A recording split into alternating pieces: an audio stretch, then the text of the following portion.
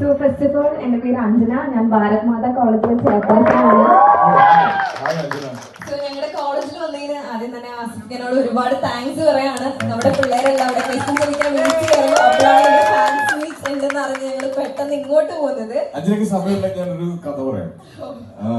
ഞാൻ അതായത് സിനിമയിൽ വരുന്ന സമയത്ത്, സിനിമയിൽ വന്ന സമയത്ത് സിനിമാ നടൻ എന്നുള്ള പേരുമാവും കയ്യിൽ പൈസ ഇല്ലാത്തൊരവസ്ഥ വരും.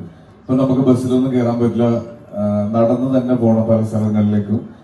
അപ്പൊ അങ്ങനെ ഉള്ളൊരു സമയത്ത് ഞാൻ വീട്ടിൽ നിന്ന് സിനിമ എന്നൊക്കെ പറഞ്ഞ് ഇറങ്ങിയോണ്ട് എന്റെ അങ്ങനെ ഭയങ്കര പൈസ ഒന്നുമില്ല. അപ്പൊ എന്നെ ഫസ്റ്റ് വിളിക്കുന്ന ഒരു കോളേജ് ഫംഗ്ഷന് വേണ്ടി വിളിക്കുന്ന ഭാരത് മാതയിൽ നിന്നാണ്.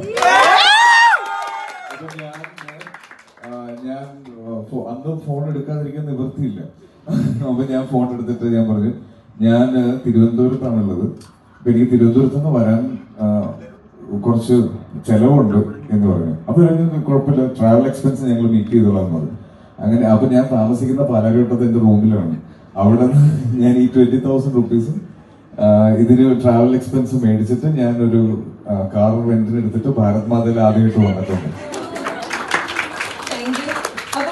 ചോദിക്കാനുള്ള ക്വസ്റ്റ്യൻ, സോഷ്യൽ മീഡിയയിൽ ഒരുപാട് നെഗറ്റീവ് കമന്റ്സ് വരാറുണ്ട്. പക്ഷെ ആസിഫ് അലി എന്ന് പറഞ്ഞ ഒരു വ്യക്തി അതിനെല്ലാം വളരെ പോസിറ്റീവ് ആയിട്ടാണ് എപ്പോഴും ഡീൽ ചെയ്യാറ്. എപ്പോ നോക്കിയാലും ഒരു കുടുംബത്തെ പോലെ കണ്ട് എപ്പോഴും എന്താണെങ്കിലും ഒരു മറുപടി എപ്പോഴും പോസിറ്റീവ് ആയിട്ടാണ് എടുത്ത് കൊടുക്കാറുള്ളത്. അതെങ്ങനെയാണ് ഇങ്ങനെ കൊണ്ട് സാധിക്കുന്നത്? പേർപ്പസ്ഫുള്ളി ചെയ്യുന്നതല്ല അത്. എനിക്ക് കൃത്യമായിട്ട് എനിക്ക് അറിയില്ല, ഞാൻ അത്ര നല്ല മനുഷ്യനൊന്നും അല്ല. ഞാൻ എപ്പോഴും പറയാൻ ആഗ്രഹിക്കുന്ന ഒരു കാര്യമാണ്. പിന്നെ ഹെയ്റ്റ് കമന്റ്സ് വരുമ്പോൾ അതിനെ ഡീൽ ചെയ്യാന്നുള്ളതാണ് അത്.